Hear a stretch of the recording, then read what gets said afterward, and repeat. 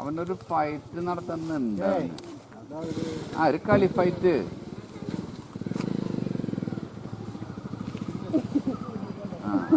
അതെ കണ്ട, ഞാൻ പറഞ്ഞു എനിക്കറിയാത് അവരെ നിലപാട് കാണുമ്പോ.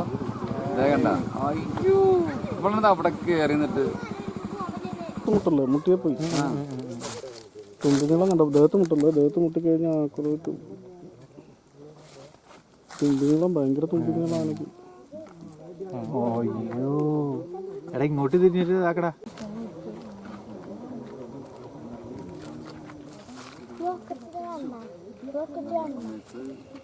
ആ